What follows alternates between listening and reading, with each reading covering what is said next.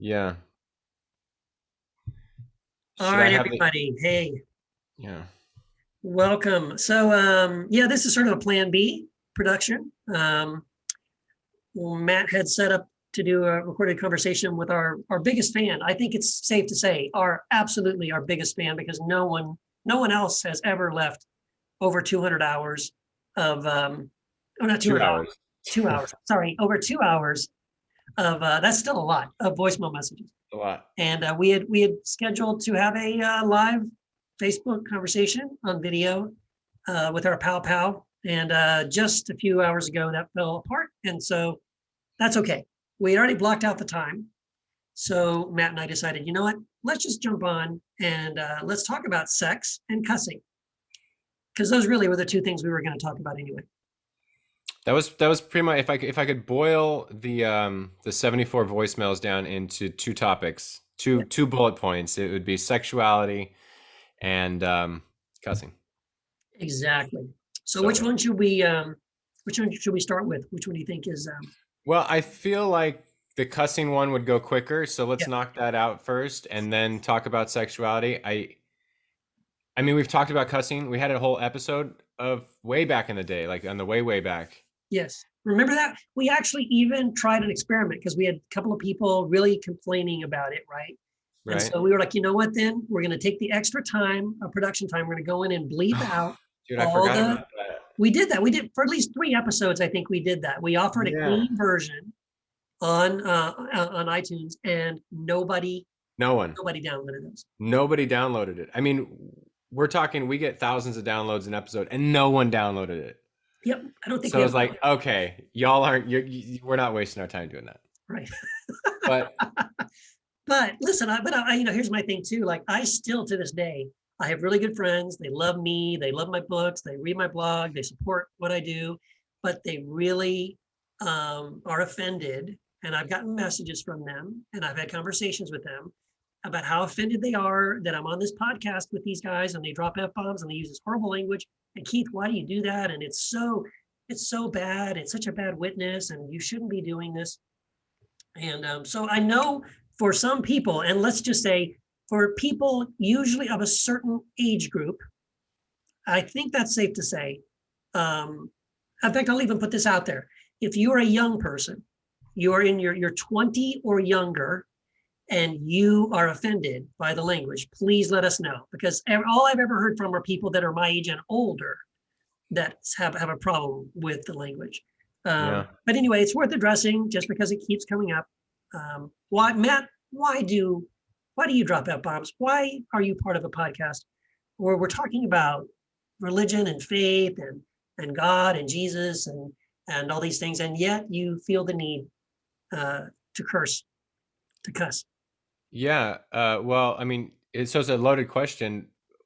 I don't feel the need to. I mean, it's just part it's like saying why do you like a certain amount of salt in your food? And I might not like salt in my food. Or why do you like when you go to the Thai restaurant, why do you get it hot? Why don't you get it mild? Isn't it hot enough? It's like to me, words are not it's this isn't Harry Potter. Like words are they're not incantations. Like like words are just Wait, words. Like there's what? I know. Uh, I hate to break it to you. This you're not summoning demons when you use the F word? I mean, I maybe, Maybe but you are. I don't think I am. No. I have no empirical evidence. Oh, I lost my train of thought. I was going to say something that Sorry. was good. It was oh, there's this video. Have you seen the video of this Hindu guy who talks about the various usage of the word fuck? How it No. can be an adjective, how it can be a verb. I mean, it's hilarious. And Oh no. he reads it like in this deadpan sort of way. Right. Oh no. It's Share the it's link. Share the link in yeah, the. I'll share the link. If anyone is watching and you know the link, you can find it on YouTube. Um, post it in the comments, but I will if I don't see it posted there. Um, but I make the point, I think in a recent article I wrote, like you can be one of the cruelest, most malicious people out there and never cuss. I know Right. people like Oh this. yeah. They will twist the knife in your back while smiling and never utter fuck, motherfucker, anything. Yeah. And then some of the kindest people are all tatted up and they cuss, right? Yeah. So it, it's all about your intent. And this is what we do on the podcast. This is a piece of art. You might not call it that, but some people do. All right. It's not for everyone. It's That's the not. bottom line. Yeah. At the end of the day, like I listen to hip hop, I listen to Kendrick, I listen to Eminem, I listen. If you don't like cussing, listen to NF. He doesn't cuss. Right. Listen to someone who doesn't cuss. Okay, it's like you're always going to gain listeners and lose listeners depending on what you're doing and the tastes of people. And so at the end of the day, it's like, oh, why you talk to a Rush, the band Rush. Why are you playing why don't you just play pop, straightforward, 4/4 pop? You're going to get a lot more listeners. Why are you playing these crazy time signatures? Well, because it's what they're interested in. It's what they want to do. Exactly. And see, here's the thing, and that what you said is exactly what I tell my friends who write me these emails, and they were so hurt and offended that, Keith, how can you be on this podcast with the language? And I just say, look, it's not for you. I mean, if you listen, and this is just a simple thing. If you listen to the podcast and you love it and it helps you and it sets you free and it informs you and it entertains you, because let's be honest, it is also entertainment, then great, enjoy it. And if you don't, that's okay. We'll move on with your life. There are so many other podcasts. We're one of the few podcasts that does have explicit language. So 90% of the ones that are out there are not using explicit language, and I'm sure they're great. In our genre. Yeah. In a kind of the progressive, whatever, deconstruction genre, go for it. I mean, that's okay. So I guess there's so many other issues about it too. Like I feel like, and I was going to say something too, and I forgot it. I would say, the other thing too is like, a lot of times, so Powell used this, Powell quoted, I think it's 1 Corinthians something, or I think whatever it is, Paul says in one of his epistles, coarse talk and filthy language and all that kind of stuff. And so I'd like to say is that as I understand these verses that are sort of talking about don't use this sort of abusive language, cursing, it's about cursing another person, right? It's like saying to someone, F you, I hate you, I want you to die, I want you to go to hell. Like that's cursing, I think, in the context of what Paul means it. It's not using some word that it's just a word at the end of the day. Yeah. Like we're not cursing each other. We're not cursing other people. I mean, I guess Derek once in a while has said things about Paul. So maybe that might fall into that category. But for most of it, like it's just a little, like you said, it's almost like a little bit of a spice in what you're saying, and if it offends you, move on. Like another analogy is like comedians, right?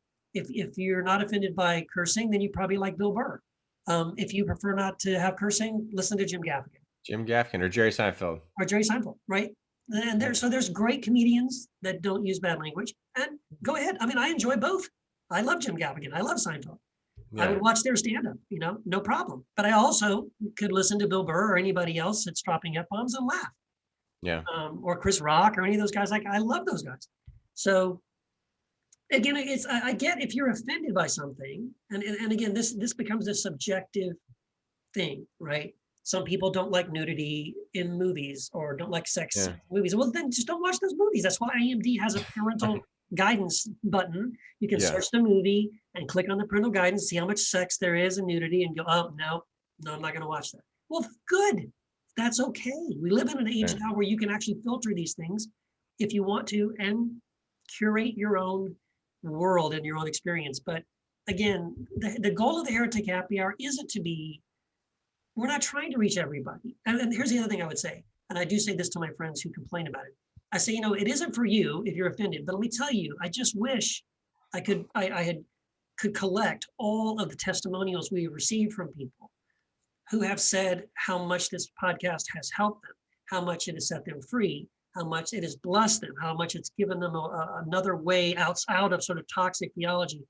And when I hear all of these testimonies, and we get them all the time, to me, it's like, okay, it's for those people. And I want there to always be a podcast for those people, because those people are not being served. And like I said, 90% or more of the podcasts out there don't have bad language. Great.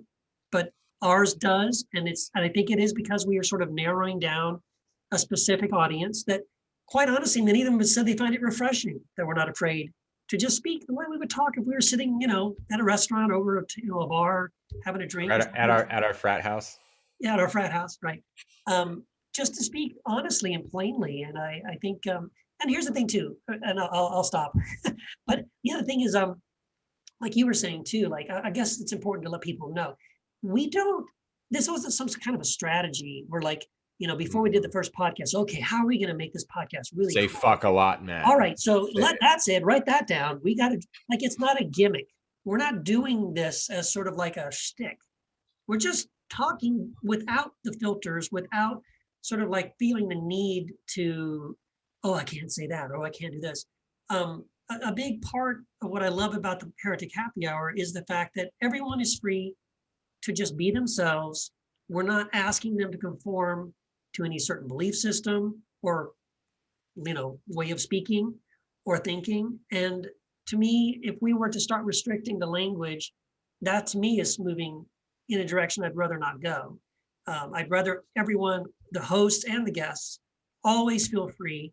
Just say whatever you want. Just tell the truth, be honest, be vulnerable, tell the truth, and we can deal with it. We're not offended by it. Yeah. And I would push back and ask, like, why are you offended by it? Like, what about it? If I said to you, Keith, like you say something, fuck you, Keith. Like, you know my heart in that. Yes, like, you made a joke. I said it on the bonfire sessions to Mike the other day. He made a joke about how I should know that I'm an asshole without having to have people tell me. That's a funny joke. And I was like, oh, fuck you, Mike. Like, why would you be offended as a third party that I said that to Mike? Like, you don't know our relationship, right? And he's not offended. So why are you offended? No. Yeah. Like we joke around about my wife and I joke around about like that too. If she comes in the doorway, she comes in one time, she's like this from afar. Fucking hilarious. Like, I lost it when so it's like, okay, why? I want to know. I mean, this isn't a rhetorical question. This is something for people if they're offended by that stuff. Why are you offended if it's not involving you? Right.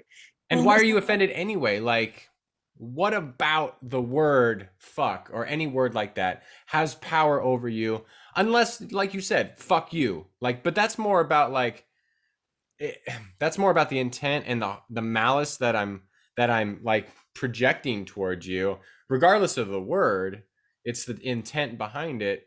Aside from that, why are you offended? Why does this have such power over your life?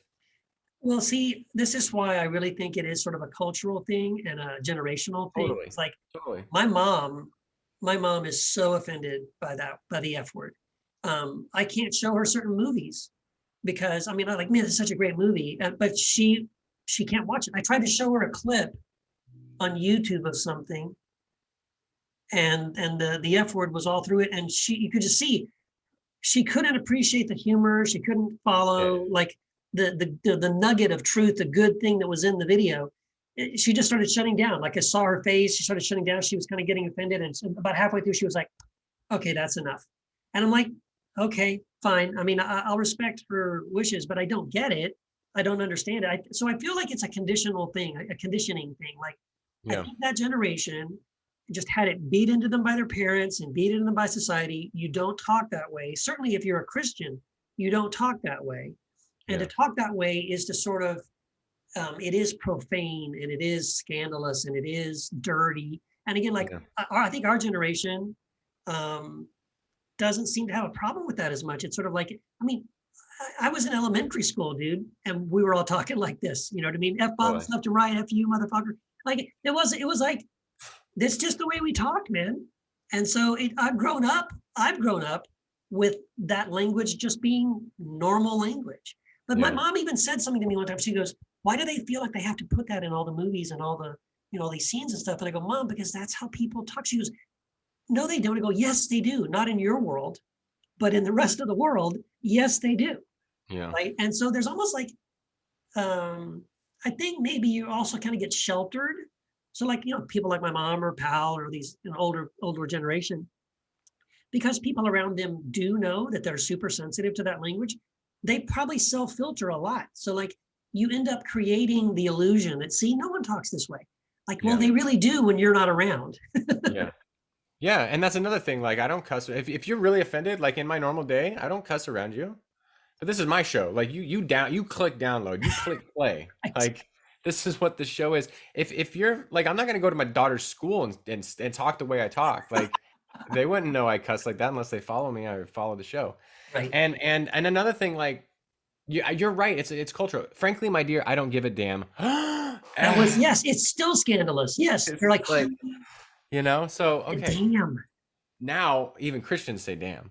You know what? I can remember even honestly when I was in youth group growing up. I mean, one time in our Sunday school class, I said crap. And I thought, I mean, you would think I had said, shit or something. The other C word. Because I said crap. Well, you know what crap means. That's just another word for the S word. I'm like, but I didn't say the S word. I said crap. And like, but that was still like off limits, man. You're on the edge there, you know. So I mean, again, there's this sort of cultural thing. I do think it is within Christian circles where language is still this sort of like big sin or something. I don't know. Which it's probably a good transition to the sexuality part, because it reminds me of like, it's totally cultural when like, look at American Christianity or just American in general. Like we will watch Saving Private Ryan, we'll watch Black Hawk Down, and the violence, right? Oh, so gosh. we won't get offended. I mean, like we grew up watching like Die Hard and things like that. But if you saw a boob, oh my God. Like if you saw an inner thigh, if you saw a girl shaking her ass, like you cover your eyes. But you'll watch people Saving Private Ryan, they have that scene where the guy's face blown off, like, oh my God, well, that's just the way it was, guys. That's real life, we can't shelter people. This is just you got to see real. It's like, well, but what if a nip slip and you're like, oh my gosh, hide the kids. So it's all cultural. This is entirely cultural. This is yes. I mean, I understand, like, if you're cussing in order to offend someone on purpose, if you're going down the street and you're going to some old lady's house who doesn't like it, and you go in, hey, fucker, and you, okay, you're being a dick at that point. Like, don't do that. But who's doing that? No. None of us are doing that. No, like you said, like, we're not coming into your home with our podcast and offending you. Like a boombox. You have to make the decision. I'm going to download this. I'm going to listen to this. I'm going to stream this podcast. If you listen to it once and it offended you, stop. Just don't go back. Stop listening. We haven't changed. We've gotten worse. No, we've gotten a lot worse because we've added Derek in, and Derek's like trying to outdo you, I think. I know. It's a total mimetic rivalry, man. He's trying to take my shtick. He's taking my shtick away from me. And so on the sexuality thing, I did think with all the ranting and raving we got from Pal's endless voicemails, he expressed genuinely, and I mean, I totally believe he's genuine. He does not understand. Again, I think this is also a generational thing, a cultural thing. But he just can't understand, like, how could we possibly affirm homosexuality or bisexuality or transgenderism? And he quoted the scripture from 1 Corinthians, where Paul says there should be not even a hint of sexual immorality. And he asked the question again. I think this is coming from a genuine place of confusion for him to say, what for you guys would qualify as sexual immorality? Because to him, I mean, if you're open to, homosexuality, transgenderism, all that kind of stuff, then that's why his mind goes from there to bestiality and orgies and stripper poles. And I'm like, dude, there is something there's a spectrum between those two extremes, right? Yeah. But he genuinely just couldn't connect the dots. Yeah. And for one, he did mention stripper poles specifically. And I think that was the one thing I agreed. He said that the Heretic Happy Hour should have a live show where we have stripper poles that strip. Let's do that. Like, I just imagine our live shows down in LA, but just in the background, like just girls on. Oh my anyway, God. I digress. I always find it interesting that the burden of like defending that is on the LGBTQ person. It's like, why? So I'm openly bisexual. Why is that something for me to have to address on if you want to have sex with a goat? Like, I don't get why the burden's on me instead of the straight person. Right. It makes no sense to me why they go there. I guess because it's heteronormative and that's the normal. And he talked about that, like how when he calls us sexual deviants, he doesn't mean it in a derogatory way. It means that we're deviating from the norm. The norm, right there, The buddy. norm. He used that phrase when he said Yeah. deviating from the norm. It's like, okay, what we need to do now is to Yeah. define the norm. And that's part of the problem, is that in his Right. mind, normal is what he is. He's normal. Anyone who's not like him is not normal. Yeah. That's part of the Or like normal as in like proportionately higher or percentage wise higher. But even then it's like, well, why is that so? Why it's normal to, I mean, to be kind of athletic, it's normal, but then we watch professional sports. Why? Well, that's not normal, so we better just watch everyone who plays sports. It's like, no, we don't watch us because we're not that good, right? So I don't know why normal is raised or elevated. Maybe he means, and this is why I wish we had the conversation with him, like, is normal like per God's order of things? And then it comes down to how do you read the Bible? How do you yes. define the Bible? Things like that. So that's a wonky one for me. It deviates from normal. It's like, well, so what? What if you want? What's wrong with being a little bit abnormal when it comes to things? Right. Yeah. And so, I mean, if he was here, the way I would want to answer his question about, because I can only answer this for myself. Like, okay, Keith, what for you would qualify as what Paul's referring to as, sexual immorality? I would say, well, pedophilia, that would qualify as sexual immorality. Any sort of like relationship where you are oppressing somebody else in a physical, sexual way, right? Yeah. I mean, I would even put into it like, these guys who are pimps who like are grabbing these young girls and sort of, beating them up and threatening them or getting them hooked on heroin or whatever, so he can make a bunch of money on her and making her going out in the street. Or even emotionally, like Yes, exploiting them emotionally and yeah, financially. that's sexual immorality. I mean, so I mean, I think even if Powell were here, I'm pretty sure he would agree with me. Okay, yeah, pedophilia, that would qualify as sexual immorality. Oppressing other people, sex trafficking, human trafficking. Yeah, that's sexual morality. And so, and again, by the way, I think you're right about like the way you look at the Bible. Like, you and I both talked about this, and a lot of other people have talked about this, how the word homosexual, even though it's in your English translation of the Bible, it didn't appear in any English translation of the Bible until like 1946. And it was artificially inserted. It's not the meaning of these two words that both got translated as homosexuality, right? And those two words, one of them is referring to pedophilia, and one of them is referring to effeminacy, which again I think is a cultural misunderstanding in Paul's day. That if you had, like if you were a man and you liked poetry and music, you were considered, soft, and you were girly. But again, even in the first century, that phrase, that terminology was only used to sort of insult a straight man. It's never used to describe someone who is genuinely what we would call homosexual. So neither of those words map to anything that we would call, that I think I would refer to anyway, as homosexual, or bisexual, whatever relationships. So that's just one part of it. And I think the other part of it too, when you talk about the Bible, and I'm pretty sure this is a big hang up for people like Powell. The Bible says in the beginning, God made male and female. That's it. There's only two genders. There's only two, things. And the whole purpose of this was what? So they could be fruitful and multiply and have sex and procreate. And so that's it. That's the little box. But the problem with that view, first of all, is that it's a view that goes back probably 6,000 years of a very primitive culture. Like, you're letting people who are, way back 6,000 years ago, who thought that the sun revolved around the earth, who thought God was a big monster in the sky that required you to kill your children so he wouldn't be angry. You're letting those kinds of primitive people tell you about sexuality, right? That's what they thought. But hey, fast forward to today, and we do have a different perspective now. We know that there are more than two genders, right? There are people that are born intersex. There are people that have different genders, regardless of their physical, metabolism, their physical bodies.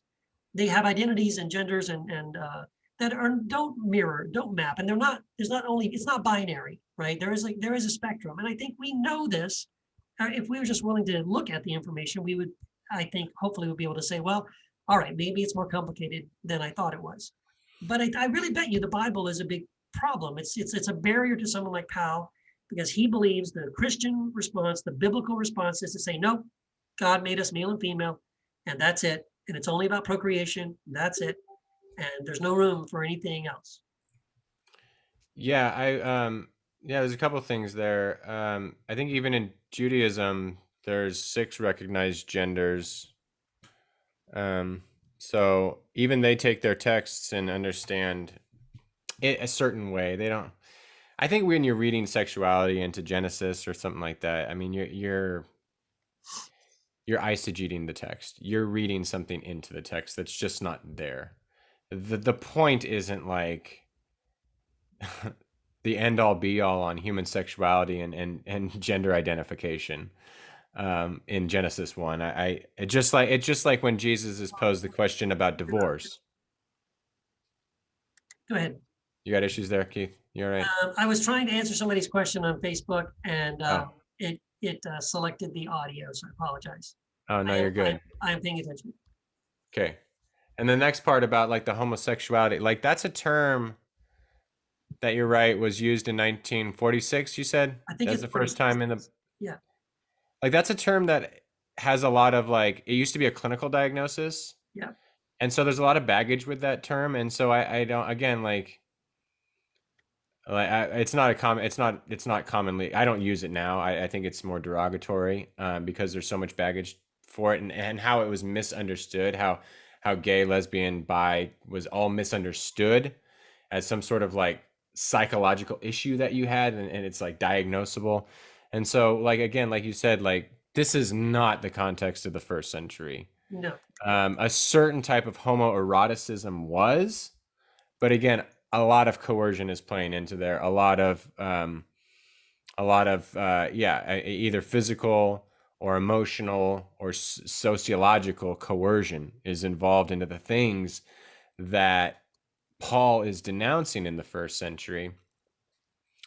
When it comes to sexual immorality, I think I love Derek's understanding of love is empathy and compassion.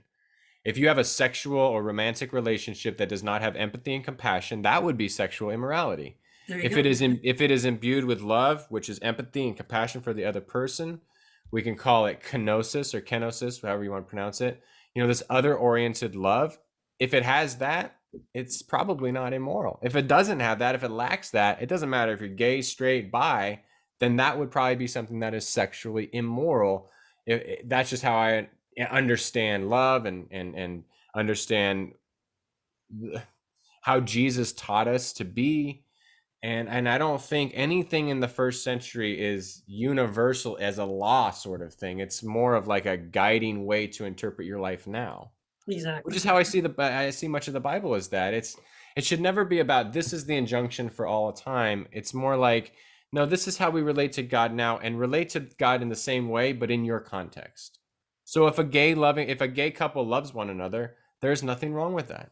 Right. If they don't love one another, if they're exploiting one another, it's just as wrong as if a straight couple is. Right. That's exactly right. And see, I think this is the other thing too. Like I've written some blog posts where I try to point that out.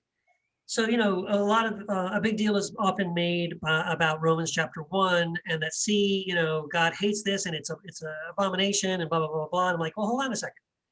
I think again, as a straight white Christian, often, it doesn't always have to be white, but I mean, if you're an evangelical Christian, you're reading Romans 1 through a certain filter, and you're making assumptions about what is really being said there. And I encourage people to start at the beginning of Romans chapter 1, slowly read through it, the argument that's being made, and pay attention to what he's saying and what he's not saying.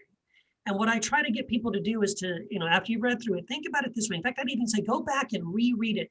And what if this pagan idol worship, which is what he's really primarily upset about, or at least railing against, right? He's talking about how these pagan idol worshiping practices, which involve sexual practices, that's what he's saying is, you know, this objectionable thing. Now, those practices happen to be same-sex practices. But I would just say, read it again, read the Romans again and assume it's male on female sexual practices, but it's still, in full view of everybody on an altar, to worship whatever Pan or Aphrodite, whatever, I don't care what it is. Do you think because it would now be heterosexual sexual activity that Paul would be like, oh, that's fine? No, Yeah. of course he wouldn't. He'd be like, no, that's not good either. And that's the entire point. It's not, and here's the thing too, if it was same-sex ritual sexual activity that was taking place in Romans chapter 1 that he was describing, would you, after you read that, would you conclude God hates heterosexual activity? He really hates it because look how it's disgusting to God and how it's horrible. Of course you wouldn't. You know why? Because you're a heterosexual. So you wouldn't carry that assumption on to, right? Because now we're talking about those other people that aren't me. And you assume, oh, God hates that. But again, that's not really the point that Paul is making. And as we also know, there's a little prosopopoeia going on, and Romans chapter 1 is really a setup to kind of build up that kind of feeling of like, yeah, that's so disgusting, and those people are horrible, and God hates those people, and they're doing the wrong thing the wrong way, da da da. And then chapter 2 is, and by the way, anytime you judge them, you're actually judging yourself, because no one keeps the law perfectly. And if you've broken one part of the law, you've broken all of the law. And actually, you are no better than they are. And that's the part people miss. Like, it's a setup. Romans chapter 1 is setting the reader up. It's on purpose pushing those buttons to make you feel like, oh, yeah, that's so horrible, so that he can go, gotcha. Look in the mirror, my friend. You think that's horrible? You think that's sinful and disgusting? Look in the mirror. You're no different. I haven't verified this, so take it with a grain of salt. But one of the Catholics who wanted Joe Biden not to receive communion had to resign because he was on a gay dating app. So it would be like, yes, if I right then said, therefore you are doing the same kind of things, right? Yes. I'm not against gay dating. If that's your thing, if you're on Grindr or whatever, like, right, I'm not going to judge you for that. Just like if you're not on Tinder, if you're straight, whatever. Right.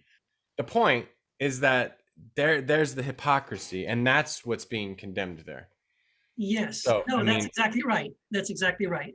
And that's a great analogy, right? If I were to call out to that person, what I'm calling out is their hypocrisy. I'm not condemning what they did. I'm saying, how can you condemn this other person when you're doing something that your church also disagrees with, right? Right. Yeah. And let's go back to the point. I think he made a point about that sex is for procreation and what you do with your penis. And look, like, is there a single Christian who's not getting are you not getting a blowjob? You're not oral sex? Because that's just for fun. You ain't procreating anything. And what about the people who can't have kids? Can they not have sex either? Right. Once you go through menopause, are you just supposed to stop having sex? I mean, is there a caveat in the Bible that says, oh, it's just for procreation? Asterisk in the footnote. Not at all. Well, unless you've postmenopausal, then you can get at it. Or if you have some sort of genetic thing where you can't have kids, then okay, then you can have sex again. Or it's like, no, that's a great point. And that actually always drives me crazy too. This idea that sex is only about procreation. Like, well, sorry, you never wore a condom. You never have sex for fun, right? Yeah. Now, look, I will say though, there was a guy who was part of our house church years ago, older guy. And he literally was sitting at the table during our house church trying to argue that because Wendy and I, when we first got married, Wendy was on the pill, that was equal to abortion, because we had sex and, I'd spilled my seed, and we were stopping that process of procreation, and that was a sin, and blah, blah, blah. And I'm like, dude, are you serious right now? I just couldn't believe it. But I mean, he, with a straight face, he believed that. So there are people that do think that. I know, but I think that it's just such a screwy way. I mean, why is Song of Solomon in the Bible? If that's it's about lilies and plants, bro. You're reading too much into it. They're not even married, and it's a celebration of their physical. They're gonna get married. Oh, well, yeah, okay. Yeah, I don't. It's a sad way to live, man. I mean, it's a sad way to live, and it's Yeah. Can I also say there's something else too, because this always gets brought up a lot too.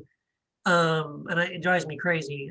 But I hear this constantly, that, well, Jesus, people say Jesus never talked about homosexuality, but he did, because he was asked about marriage and he said marriage is between a man and a woman. And he never mentioned homosexuality. I'm like, okay, this is another situation where, like, no, you won't find a passage where the Pharisees or anybody else came to Jesus and said, Jesus, what's your opinion about homosexuality? No one ever asked him about that.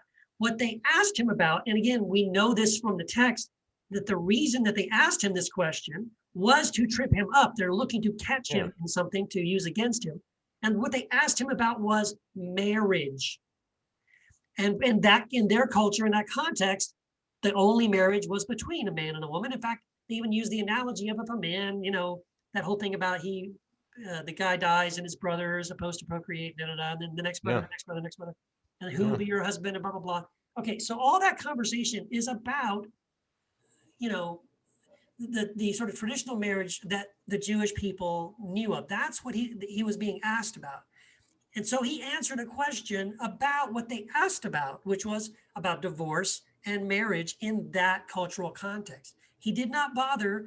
Well, first of all, he was never asked that question, but I would say even in that text where he does respond to the question about, divorce and all that stuff, he actually does go on and say something about, there are those who are eunuchs that are born that way, who are made that way, and who choose to be that way for the kingdom. And so what does it mean to, and even says to them, this is too much for most of you. You're not going to get it now. You might get it later. So he knows, even by bringing this up, he's talking about something that's far beyond their ability at that point in their culture and their mind to accept. But when he's describing these eunuchs, again, a eunuch in a very simple term is just someone who doesn't participate in the normative sexual practices, marriage practices of that culture of that day, because they were men who either were castrated and it was done to them, or they castrated themselves, or he says they were born this way, meaning they were born with different parts, or just whatever.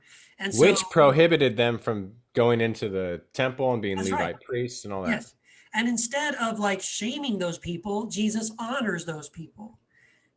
So that in itself is interesting, because he kind of, in a way, does sort of know that, I know you're asking me about marriage and blah, blah, blah, but he kind of kicks in the PS.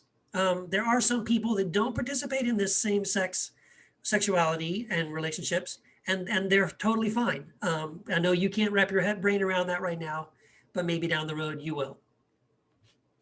Yeah, that's a good point about, I've always been annoyed by that passage too, because there's a certain context there. And yes, if you pluck it from that context, it's like, I mean, it'd be like if you asked me about, like, Mexican food, and we're talking about tacos and burritos, and then someone came in and was like, oh, well, that means Keith doesn't like quesadillas. It's like, well, no, we're talking about this, or doesn't like lasagna. And it's like, well, we're talking about this one thing. And then you're like, oh, because it's like, he didn't mention it. That's It's right. like an argument from silence or something. It's like, well, that's right. I mean, coming up with an analogy would be, I think would be helpful. It's like, you're right. It's like if you and I were talking and you said, Keith, what's your view on Chinese food? And I talked to you about, well, I really like Thai food, and I think this one is the best, and this one isn't so good, and blah, blah, blah. And then that was written down and made some kind of holy book. And 2,000 years later, someone goes, there's only these kinds of foods. And he was clearly said, food is only, Thai food and chicken tikka masala and, orange chicken or chow mein or something, right? That's it. There's no other foods there. But that wasn't the I think you're mixing up your Asian cuisines, but I'll let it slide. No, I was just kind of talking Asian foods, right? But I mean, it's the same kind of thing. It's like, that's what ends up happening. Well, he never mentioned Mexican food. He didn't talk about cheeseburgers, guys, right? Food is only these certain ingredients and these certain things. And see, he could have said some, but he didn't. And again, it's that kind of logic that, no, it doesn't follow. That isn't what's happening. No. Yeah. And he couldn't have. I mean, like, people weren't sitting there thinking about sexual orientation the way they do, or the way we do now. And so when there was homoerotic sexual engagements, right, it wasn't, they wouldn't have then said, oh, that guy must be either bi or gay, he's not straight. that's just not how they thought of things necessarily in the way we think of things now. So if someone But came up and said, Jesus, what are your thoughts on the LGBTQ community? He would just like, huh? I yeah, mean, what community? I There is, wouldn't have registered to a first century person. From all the things I've read, I don't find that. right. But in the scriptures, in the Old Testament scriptures, we have an extremely strong and explicit example of David and Jonathan, where it talks about how they loved each other so much, they kissed each other, that the love that they had for one another was deeper than the love of a man to a woman. And I'm sorry, I don't know how you can read that without it coming across with the idea that David and Jonathan were at least bisexual, um, or that there was some kind of homoeroticism going on there. And if Yeah. people want to immediately reject that because, well, no, that's evil and simple, and David would never do that. Well, you're assuming that. But what's written in the text is a description of a very strong male on male romance, a love, a deep, deep love that they had for one another. I mean, I don't know if they were physically, did anything, but they definitely loved one another with this deep love. And again, that's what we're talking about. Like you were saying, Derek's definition of love. It's like, it's not, this is my problem with Powell and people that kind of always jump straight to the, where you put your penis. It's, you know what I mean? Like, is that's all heterosexual relationships are? Is where you put your penis? Like, no, isn't it? You love one another. You want to spend your life together. You want to have this mutually beneficial relationship. I want to bless you. I want to be with you. I love you. I want to see you happy. I want you to be fulfilled. I mean, yes, there's a physical connection, but that's not all it's about. Yeah. And I'd say going back to David and Jonathan, I think we would label them bisexual now because we understand more what that is. That's not necessarily they would describe the love and things like that, but I don't think they would put that label on it because I don't think they could have, but we do. And it's a good point. And yeah, it's very interesting when it comes to anything that is not quote unquote normative. It goes right to sex. I mean, I didn't first meet you, Keith, and be like, "Oh, you're married? Yeah. Do you and Wendy have sex? Yeah, Where do you put your penis, Keith?" It's like, that's right. What positions do you enjoy? What positions do you? Yeah. I'm going to write this down. I need a chart. Yeah. The minute someone finds out I'm bi, it's like, well, how many men are you having sex with? Where do you do with your penis, man? It's like, holy shit! Like, why are you sexualizing so much? Mike and I were talking about this the other day. It's this weird paradox where it's like in the puritanical mindset. Don't have sex. Don't think about sex. Don't masturbate. Don't talk about sex. Don't say fuck in regards to sex or fuck at all. But then they're obsessed with it. That's right. They're obsessed with it constantly. You would think, if you listen to the voicemails that were left, you would think, how many episodes have we done? 105, 106? Yeah, something like that. That every episode has been about sex. Right. Everyone. That's all we do, talk about sex. Hour.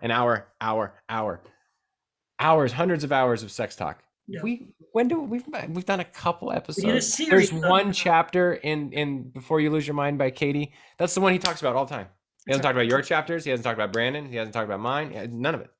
Right. That's what set him off was. Katie's. And you know what I think it also is for him? It's also that a woman is talking about it. You know what I mean? Oh, watch out now. A scholar, as he says. A scholar. Yeah. And so the other thing too that he brought out that I just want to respond to, because it, on the surface, I think it can look like, oh, that's a good point. Because he's quoting these CDC, numbers about homosexual men and their sexual encounters, that they have the highest numbers of STDs and it's increasing and it's this epidemic proportions and blah, blah, blah, blah, blah. And that can sound like, well, yeah, look at this. It's such a filthy, horrible, dirty, horrible thing. It's like, dude, you know what? That would be like me going and pulling the most recent data of heterosexual STDs that are going on, where people are going out to the clubs or meeting people on Tinder and having sex, promiscuously with random partners, and then say, well, look at all the STDs that are going on in that, from that activity, and then therefore conclude, stop being a heterosexual. Well, why are you drawing those analogies? Like, yes, there are people who are just having sex like rabbits, and it's not about a relationship, and it's not about love, and it's simply about, let's just go and have sex. And yes, when you do that, whether you're straight or, or gay or whatever, yes, you're going to have those. You're going to see those things happen, but it doesn't mean you cannot then lump every gay or bisexual or any other relationship that's not heteronormative into that group and say, just by virtue of the fact that you are having same-sex intercourse with somebody that you love and you're committed to, and you're with them, that's it's just going to sort of happen to you. It's almost as if what he's saying is like, if two people of the same sex have sex, they're more likely, their parts are more likely to just spontaneously generate STDs. No, that's not what's happening here. Yeah. And then there's a whole, I mean, let's assume his statistics that he gave us are right. And they are, I think. Yeah, I think they're not the most modern, and there are trends, but why are those things happening? Why? Right. When you oppress a certain group, there are risks to that. Right. When people say that, I think he used the analogy too about Black people and crime. Right. Well, there is a difference between a correlation and a causation, right? That's right. So if you point to an inner city, predominantly Black neighborhood and there's more crime there, it is not because they're Black. It is because there are economic disproportions against them that have been this country is built on. I could point you to Oroville, which is a predominantly white town up here in Northern California, and they built the dam there for Oroville Lake, and economics were great. Then there were no jobs after the dam was built, and it has become a economically downtrodden neighborhood full of drugs and crime. Right. And it's predominantly white. Why? Because when people are poor and when people are hopeless and when people are downtrodden, there tends to be more negative behaviors associated with that. So when the gay community is pushed to the fringes and to the seedy parts of the neighborhoods, there are behaviors that put them at risk that they probably engaged in more often than straight people who are accepted openly out. I mean, so you have to look behind, you have to know how to interpret data, not just look at the numbers and say, oh, so being gay makes you more prone to an STD. It's like, no, just like abortion. It's like people are going to have abortions. If you criminalize it or make it illegal, they're going to go have risky abortions. Right. So if you don't accept, and there's this whole structural violence against certain groups, LGBT, Black and brown folks, when there's opportunities that are given to some groups and not others, those groups that aren't given those opportunities tend to have harder lives, tend to have more risky lives, tend to live shorter lives. It's like Native Americans and alcoholism. Yeah. It's directly tied to what white people do. Native Americans are not more prone to becoming alcoholics. Right. People who are oppressed and slaughtered and genocided against, like those people have a harder struggle. They have more of a struggle. They're gonna have tougher things that they have to go through, and that's gonna lead to more risky behaviors generally. Yeah, and then the other statistic he quotes is like the suicide rates and things like that. And it's like, again, that is tied not to being gay. It's not if you're gay, you're going to kill yourself. No, it's that if you're gay and your parents kick you out of the house and everybody around you tells you you're an abomination and your church, tells you you're going to burn in hell and you have nowhere else to go, guess what? Yeah, you might want to kill yourself.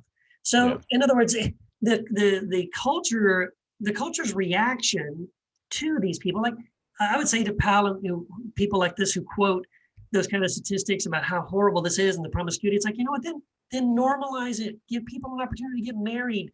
Don't attach this stigma to it and this dirtiness to it and stuff. And you know what? Suicide rates will drop. Promiscuity will drop. It's like, I like your analogy about abortion because it's sort of like, when abortion is illegal, people are still going to have sex. People are still going to get pregnant and women are still going to decide, you know what, I can't have this baby, but it's illegal to have an abortion. So, then they go have an abortion and then they have an infection or they die in the process because, it's botched and the guy doesn't even know what he's doing. And rates go up too. Yeah. And you don't get to point to the mortality rates of women to get abortion and say, see, abortion is bad. Abortions will kill you. No, what's killing them through the abortions is the fact that you've not made it readily available. You've not made it something simple and normal and accessible in the right kind of medical situation. And so, it's like that to me feels like kind of what is happening when you quote these statistics of some behaviors that you have basically criminalized Mm-hmm. and made taboo, and then you feel like now you get to say, well, look, see, it's bad, it's dangerous. It's like, well, kind of you're part of the problem. You've helped create that reality. Yeah. Yeah, you need to step back and say, why are those things happening, and what role does a society who doesn't accept those people, what role do they play? It's like, suicide rates go up for LGBTQ people. Yeah. Why is that? Because conservative Christians don't accept them, even if they're their own family. That's right. So it has nothing to do with being gay. It has to do with acceptance and community and family and love, and the lack of those things from people who don't accept the LGBTQ person. Yep. That's exactly right, man. I mean, I came out in my 30s, so the fact that I wasn't accepted by certain people, it's like, whatever. But if you're 14, 15, 16 and you're living at home and your parents don't accept you when you come out, that's much different. Yeah. Yeah. Do we have any questions on Facebook, my friend? Well, okay. I'm looking on my page and I just see sort of a question. Janelle Bullock asked who sings the introduction, so I just told her it was Barrett Johnson. Barrett Johnson, check him out. He's a great musician. He sings the theme song. He actually has music that's much better than the theme song in terms of like actual music. Yeah, he's really good. He has an album just came out a couple of years ago that's amazing. Yeah. Becky Waldenberg has a comment and sort of a question. She says, the madder I got at the church and religion, the more foul my language. Could that have just become a root of bitterness? I am not offended by the word, never have been, but sometimes I wonder where my heart has landed. And I think that's, fair to say. I think that's one of the reasons why I think I would say why I am really okay with having that kind of language on the podcast, because I feel like when we use that kind of language and we are expressing our frustrations with religion and evangelicalism and talking about toxic theology, and a lot of times that is where we drop those F-bombs, right, in response to those kind of things. And I think it's a cathartic thing. I think people listening can say, that's right, F that, that's bullshit, that's wrong. Like, and being free to express that, because I think, again, people feel this already. They're already feeling these things. Our podcast, we want to be a voice for those people who feel like they don't have a voice. That's one of the positive things I think people have come back to us in the feedback to say, that they appreciate the podcast and they appreciate that we're willing just to say bullshit if something's bullshit, to say F that if that's what we want to say. And I think that's why I love it. Yeah, I'd say anytime you're doing something, you have to ask yourself why you're doing it. It might not be why someone else is doing it. Right. My wife and I had a recent discussion about how, like, if people are like super positive all the time, I'm really annoyed by that. She's like, you got to be more positive, Matt. And I'm like, no, the way I don't get angry, I don't really get angry anymore. I get angry, obviously, like some people, but I don't get angry by muttering cuss words and stuff to myself all the time. Like, motherfucker, like that it's this little outlet. It's this little, it's a pressure release valve that I do if I hit my hand with a hammer and fuck, God, that. Yeah. but then I'm done. I'm not like harboring and holding on to anything. It's like, why do you use those words? Well, sometimes you just use them. Sometimes you use them as a term of endearment. Mm-hmm. Sometimes you use them as catharsis. And so it's like, I think if you're, again, it's all about your intention. It's all about your intention. Yeah. And I think the people that are offended by the language, I think there's an underlying assumption that makes God angry, or that disappoints God, and you're not living up to your witness, whatever, like, you know what I mean? And I think, honestly, for me, I think God doesn't care. I just think he doesn't care about any of that. That doesn't matter to God at all, what kind of language you use. Again, I think what God would care about is if you're abusing another human being with language that is oppressing them, that is, putting them down, that makes them feel less than. Okay, now that's bad, and you should stop doing that. But if you're just having a conversation with some friends and you're just speaking freely, God doesn't care about that. Yeah, of course, we all know the quote. I'll quote Tony Campolo here. I have 3 things I'd like to say today. First, while you were sleeping last night, 30,000 kids died of starvation or diseases related to malnutrition. Second, most of you don't give a shit. What's worse is that you're more upset with the fact that I said shit than the fact that 30,000 kids died last night. I love that quote, dude. That says it all. I mean, we've all heard it. We've used it before. Look, yo, if you're spending all your time worrying about the fact that I said fuck or we said motherfucker on the show, like, I hate to break it to you, but go figure something else out. Like, there's right? so much worse things There's going way on more things to be worried about. Yeah. than the fact that Mac, Derek, Keith, and Katie use some salty language. Yeah. So And frankly, my dear, I don't give a damn. Frank, man, don't give it him. So Tim Reed also has a question. He says, why do American Christians, evangelicals, have such a hard time with self-reflection or awareness? Because they're stupid. No, I'm just kidding. I think we all have a hard time with self-reflection and awareness. Like it's I don't think it's necessarily an evangelical Christian thing. I think we like I can go out like and just be annoyed with people all day long, like people who merge wrong, Yeah. people who stand in line and chat when there's 9 people behind at the checkout. You know, I can, but I probably spend more time doing that even today than reflecting and being meditative. So I just think it's a human struggle. It's hard work. It's exhausting. I mean, you know, so I just think unless you ritualize it and make it a ritual in a good way of doing it daily and making it a practice, like working out or practicing writing or whatever you're doing, unless you do that, it's going to be hard to get in the habit of doing that. Yes, exactly. I think, again, I love your comment. I think that actually is the first thing to say is like, let's not act as if we don't have a problem with, everybody's got a blind spot potentially, and we all need to be aware of that. And yeah, so absolutely, number one, let's not just pretend that evangelicals are the only ones that struggle with this. But I think evangelicals have a particular, the source of their struggle with that sort of self-reflection is that you'd have to admit you could be wrong about something. And so much of evangelicalism is about being right. And that's the cardinal sin. In fact, the sign that you're a heretic is that you're wrong about something, meaning you don't agree with sort of the agreed upon theologies. Right. And so because of that, there's no wiggle room. There's very little wiggle room to admit you might be wrong about something, because these things I believe are absolutely right. And if I give a ground on any of these in even a little way, well, it's a slippery slope. And next thing you know, I'm going to be way down the road and believing something that's false. I'm going to be listening to the Heretic Happy Hour. Yeah, you got to be careful. Not good. I think, but I think progressives can be the same way. I mean, in my Square One course, that's early on in the course. That's one of the things I encourage people. I say, you know what? In all your deconstructing your theology, I really strongly encourage you to deconstruct your need to be right. Mm-hmm. And that means holding loosely to the things you think you believe. And it's not about being right. It's not about proving other people are wrong.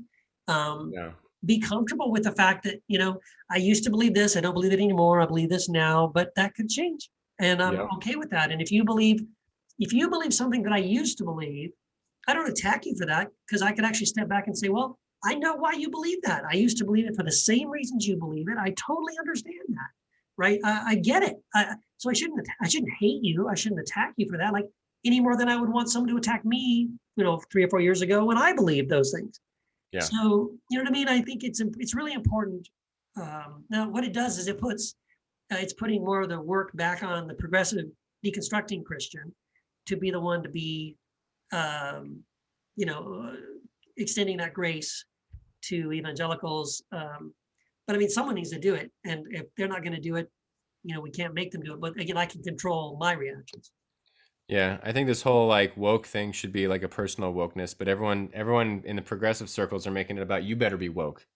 Yeah. And it's not self-reflective. It's like, oh, I got to point out something you said on Twitter 8 years ago. And it's like, well, hold on now. Like, like you changed, right? I mean, I changed. Like shit. Like you got to let people change, and you can call things out and say this is harmful, but let people change too. Yeah.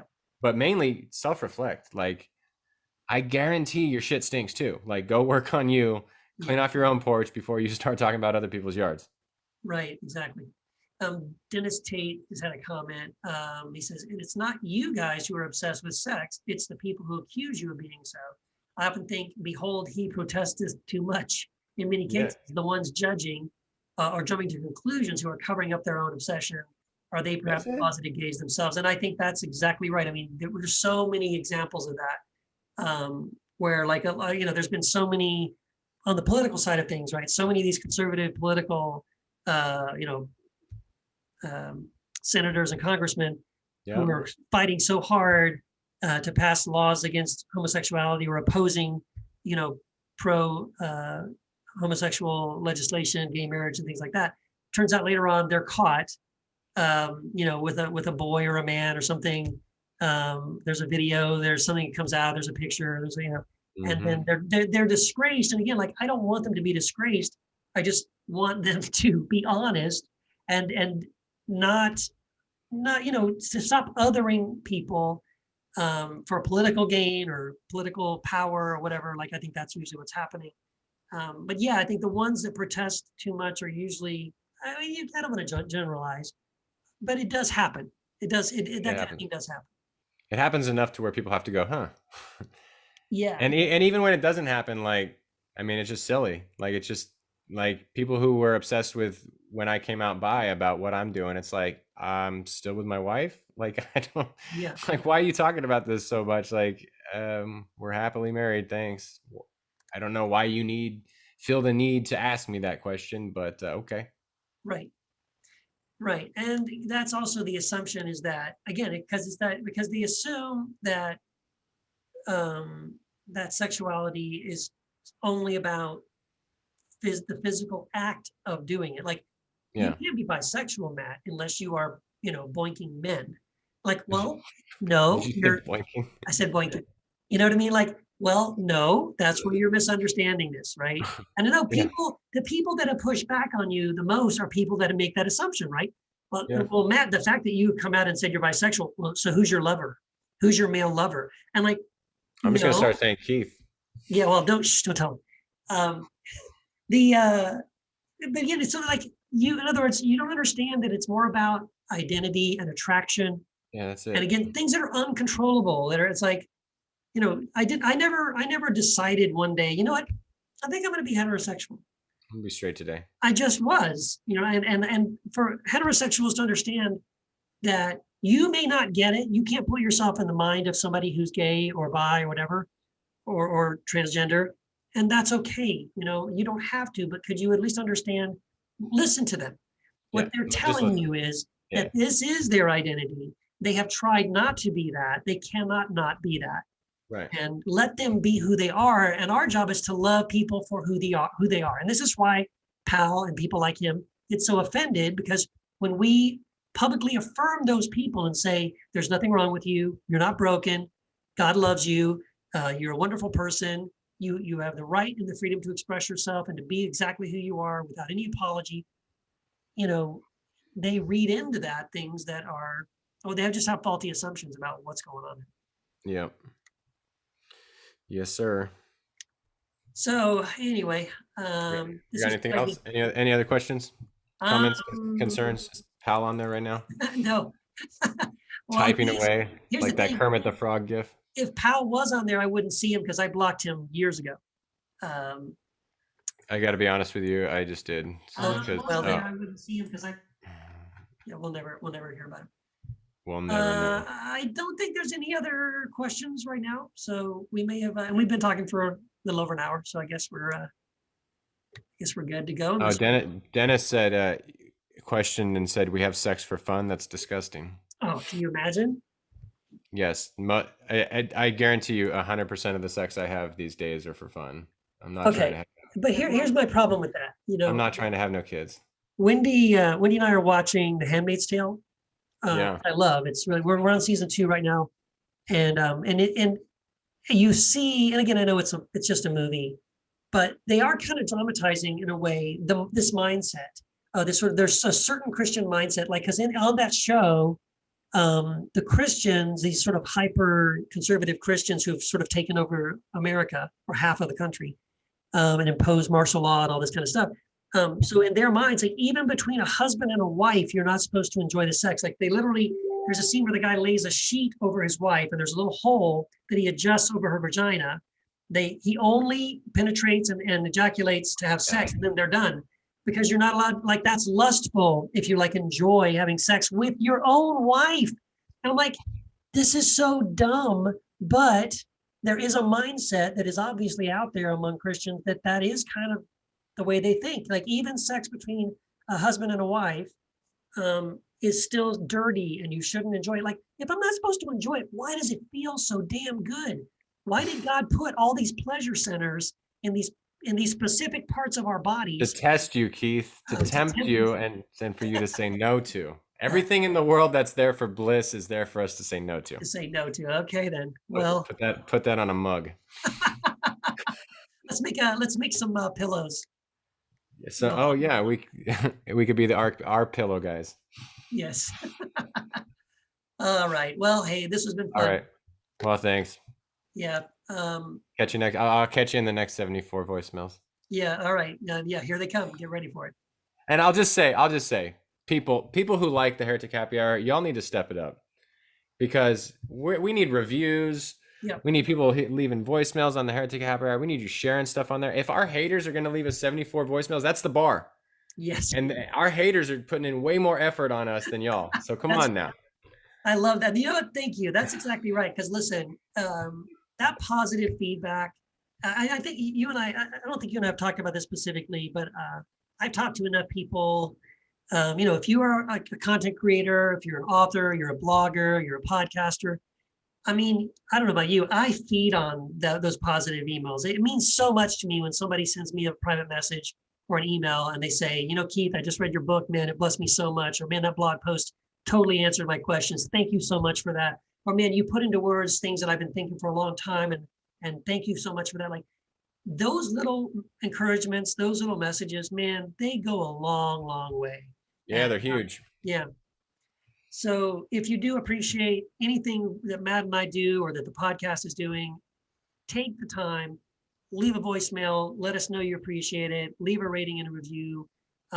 It only takes a little bit of time, but I'm telling you, it really goes a long, long way. So we're not asking for 2.5 hours of voicemails. No. Please don't do that. Then please don't do that. No. Yeah, I think it might be even creepier if you're encouraging us for 2.5 hours. That's okay. Yes, you're gonna show up at my door someday. I don't need. Yeah, listen, that. both would be considered stalkers, and I would be afraid of both of them. Yes. Yeah, just a quick little one. Yes, exactly. All right. Well, thanks, Matt. All right then. Thanks, Heath. Take care. Bye.